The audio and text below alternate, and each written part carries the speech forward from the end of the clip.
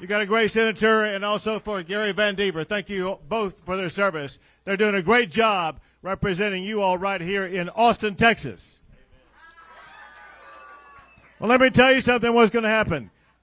A week from yesterday, November the 8th, we are going to win up and down the entire ballot.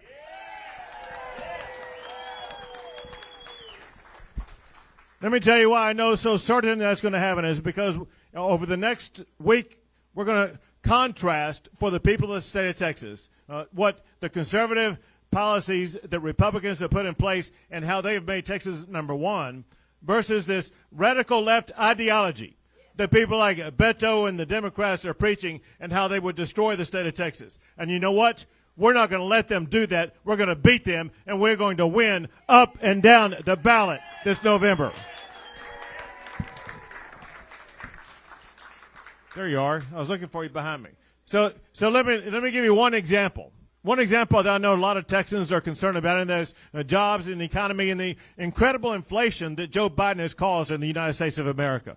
Let me tell you something. You could not be in a better state than we are right now because Texas ranks number one in the United States for the fastest growing economy among all states in the entire country.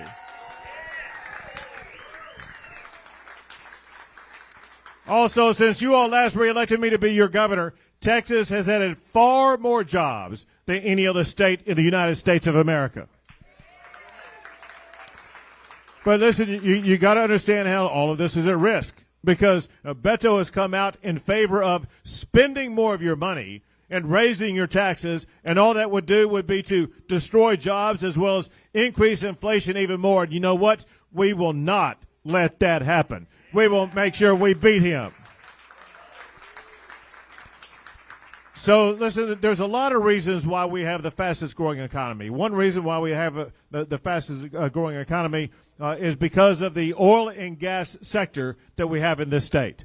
And let me tell you something. That oil and gas sector, Texas ranks number one in the United States of America for producing oil and gas. If we were our own country, we would be ranked third or fourth in the entire world for producing oil.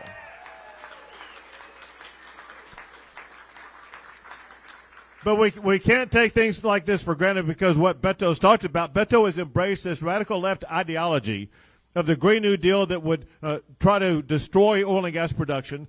It would lay off hundreds of thousands of good-paying jobs, and it would actually increase the price that you're paying in the pump, increasing inflation even more. And I am running for re-election to keep Texas number one for oil and gas production.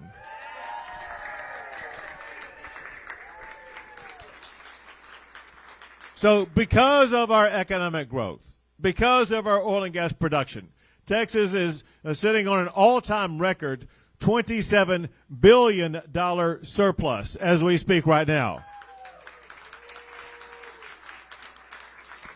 So we got a room packed with about 400 people, and there maybe people in the back couldn't tell if I said million or billion. For those in the back, Texas has a $27 billion surplus. So listen, we're going to use some of that money to take care of the needs that we have in the state of Texas, such as education and health care and other matters. But let me ask you this question. Whose money is that? So you're exactly right. And so we need to return it to you. And I want to use at least half of that $27 billion to provide you with the largest property tax cut in the history of the state of Texas.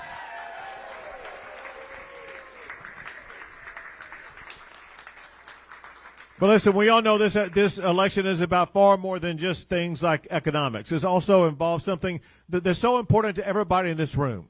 Your children, your grandchildren, our kids. And you know what's going on with those kids, and I don't know what's happening in Bowie County. What I do know is happening in other parts of the state of Texas. And that is our kids in young ages are being exposed to wokeism, to the sexualization of these kids in classrooms, and to critical race theory. And listen, we are not going to use your taxpayer dollars to teach our kids to hate each other or to hate our country.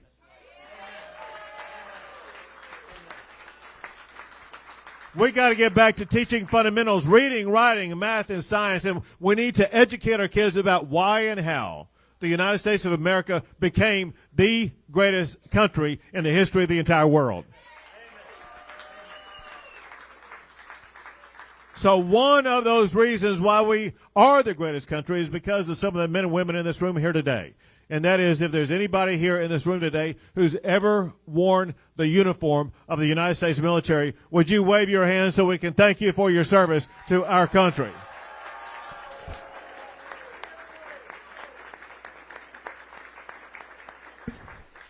I'll tell you one thing that those members who wore the uniform did not do. They did not sign up to defend our freedom, only to have these radical leftist socialists try to cram down anti-American policies on us, and we're going to fight back against them and make sure that does not happen.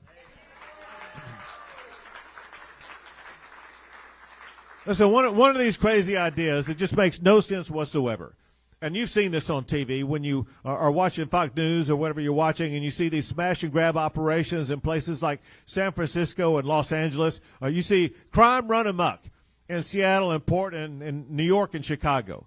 And behind all of that increase in crime, you see one thing that's consistent. You see communities that are trying to diminish or reduce the role that law enforcement plays. We need law enforcement to protect our communities. And that's why it is outrageous that my opponent, Beto, he supported defunding the police. Let me tell you something. In Texas, we support our law enforcement officers, period.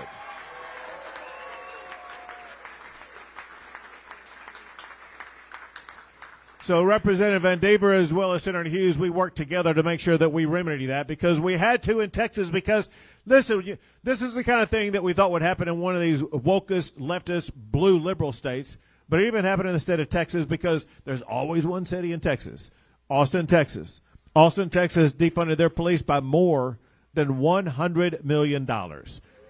And you know what happens when you defund police? There are consequences because after Austin defunded their police, it led to an all-time record high in the number of murders. Defunding the police is deadly. And so we gathered together and we said, not on our watch will we allow law enforcement to be defunded. And so they passed and assigned a law that will defund any city that defunds police in the state of Texas.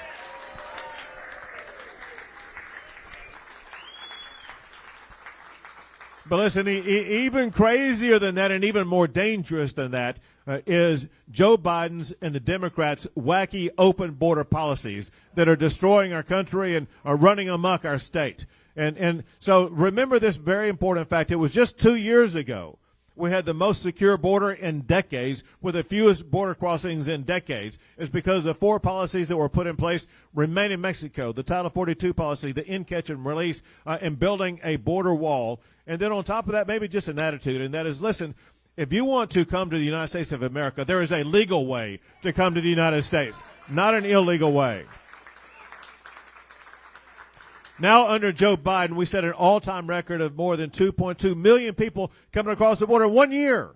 Think about this. In this past year, more than 2 Dallases have come across our border. That's something that we cannot assimilate effectively in our country. And that's exactly why, because Biden is not doing his job as commander-in-chief, as required by the United States Constitution. By God, Texas is not going to complain. Texas is going to step up and do something about it ourselves.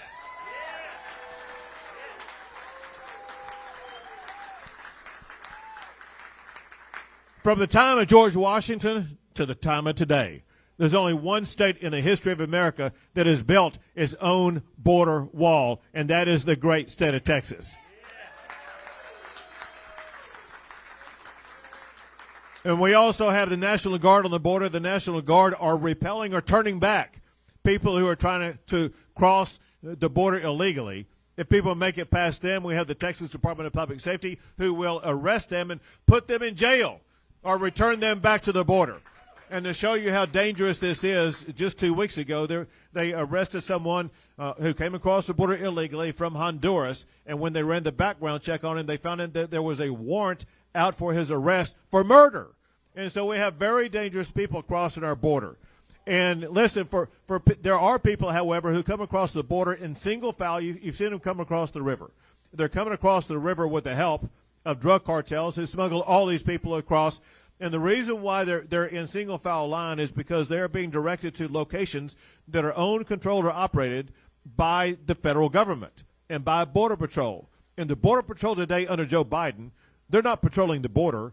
They're just filling out the paperwork and then letting these people go free, and they dump them off in these small little communities on the border like Del Rio and Eagle Pass that have no capacity whatsoever to be able to assimilate all of these migrants. And so I was down there with them in April, and they were complaining about how they were having all these migrants just dumped on them without their ability to respond to it. And I said, I will take care of that.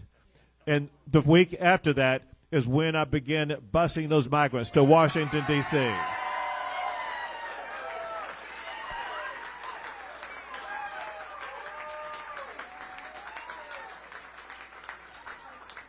So why Washington, D.C.? So listen, there's more en route today. But why Washington, D.C.? Two very simple reasons. One is because Washington, D.C. is a self-proclaimed sanctuary city. And they said, listen, they'll take care of all these people. And they could virtue signal. This is what Democrats always do. Oh, they virtue signal this. This is what Americans need to do and be sanctuary cities until they were put to the test, until they finally had to live up to what they promised. And when they had just a few hundred migrants, they said, oh, we can't handle it. We need help. We got to have the federal government. We got to declare disaster. They were crying because they couldn't handle just a few hundred migrants. Listen, we get that many in an hour in the state of Texas. And then have you noticed that we changed the location where we're sending them to in Washington, D.C.? Because Kamala Harris, she came out more than a month ago, and she said that there was no problem on the border. She said that the border was secure. And so I felt a need to be involved in the educational process.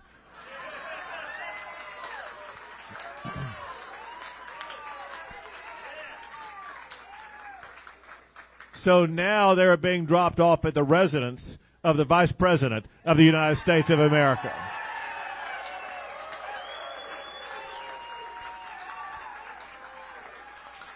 And then literally out of nowhere, we were dropping them off only in Washington, D.C., and out of nowhere, this Mayor Adams from New York City began complaining and criticizing me for dropping them off in New York, which we were not doing. And we showed all the paperwork we weren't doing it, but it didn't stop him from continuing to criticize me for dropping them off in New York City. And so after a while, I just figured, you know what?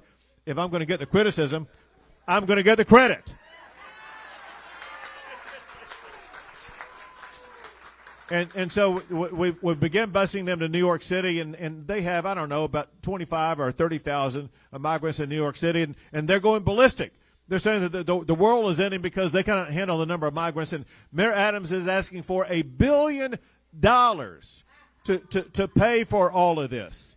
And listen, if New York City gets $1 billion for the 25 or 30,000 migrants, Texas deserves $1 trillion for what we're having to deal with. Well, let me tell you something. Some of this is going to be changing, and changing very soon. Because, well, get this. Because here's what's going to happen. What's going to happen on November the 8th, there are 3 Latinas who are running for United States Congress on the border. Two of whom are married to Border Patrol officers. And they're going to be beating Democrats, and when they win, the first thing they're going to do when they go to Washington, D.C., they are going to fire Nancy Pelosi as Speaker of the House.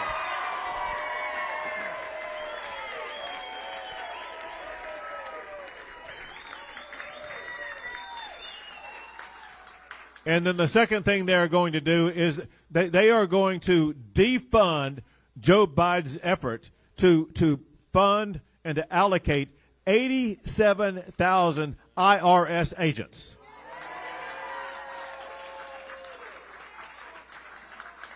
And they better use that money to hire 87,000 Border Patrol officers to secure our border. But I heard someone mention a second ago when I was talking about the border, someone mentioned the word fentanyl. Listen, this is very serious stuff. Fentanyl is extraordinarily dangerous. For those who do not know, 2 milligrams of fentanyl is a deadly dose. The fentanyl comes from China. In Mexico, it's laced onto drugs that look like ordinary prescription drugs. And so when somebody takes that drug, they have no idea they're taking something that has fentanyl laced onto it, and they lose their life. In the United States of America, the leading cause of death of people ages 18 to 45 is not car wrecks or COVID or cancer. It is fentanyl. In Texas, this past year, we lost almost 1,700 Texans who took one pill and were killed by this deadly fentanyl. And you know what? I'm sick and tired of the drug cartels who are doing this. And that's why last month I declared the Mexican drug cartels as terrorist organizations, and we are going after them. But let me tell you this. One thing is clear, and that is there's a lot on the line this ballot, a lot at stake in this election.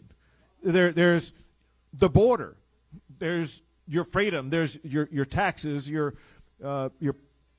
freedom of speech, among other things, but also your safety, as well as your freedom. But maybe more than anything else that's on the ballot this year is your values.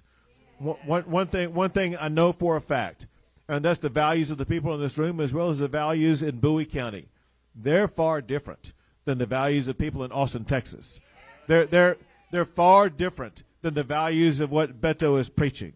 And so we got to make sure that we do not allow the radical leftist wokeism to overtake our state. So let me tell you something that may surprise you, and that is the winner or loser of this election this next Tuesday is not going to be me. The winner or loser is going to be you. And as a result, it's you, your family, your children, your grandchildren, but also your future that's at stake. And while your future is at stake, Beto is busy taking a sledgehammer to all of the values that you hold dear, all the values that have made Texas number one. And you know what? We are not going to let him succeed.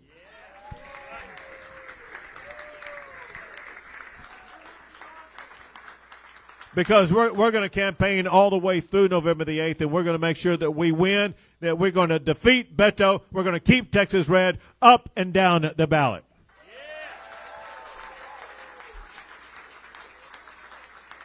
But I know you know this, but speeches do not win elections. There's only one thing that wins elections, and that is votes. And so I heard Brian Hughes asking you about this earlier. I know that many people in this room have already voted, but I also know that there are people in this room who have not yet voted. So let me tell you what's going to happen. I'm going to stop speaking in 1 minute, and after I stop speaking, I'm going to stay up here and take a picture with anybody who wants a picture. But then after that, if you've not yet voted, I need you to leave here and go vote. I have an early vote location site for those of you familiar with the Texarkana area. It is the Walnut Church of Christ, 2720 Moores Lane, right here in Texarkana. It's right down the street. Everybody knows where it is. Brian Hughes will lead you there. There you go. So I need you, if you haven't voted, I need you to go vote. And then after you go vote, you have to do one other thing, because if you think that once you voted, you've discharged your duty to make sure we win this election, you are very seriously wrong. And yes, I need you to get somebody else, but let me tell you what I want you to do. Everybody here has your own phone. It could be an iPhone, Samsung, whatever the case may be. Your phone has something that my phone does not have. Your phone has a contact list of people I do not know. They're your family, your friends, your neighbors, your coworkers, whoever they are. We got about 400 people here. Think about this math.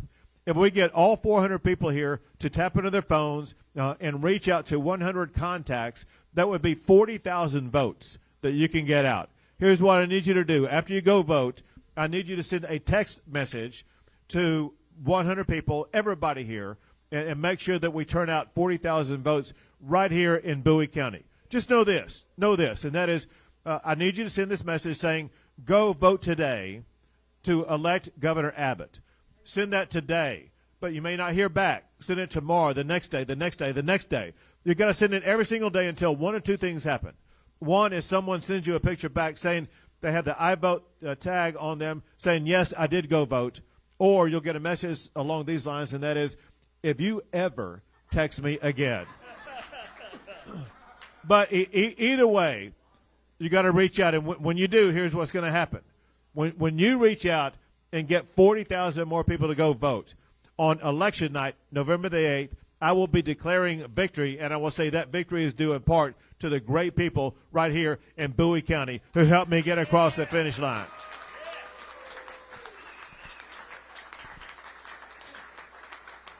So thank you for what you do. God bless you all. God bless the great state of Texas. Onward to victory.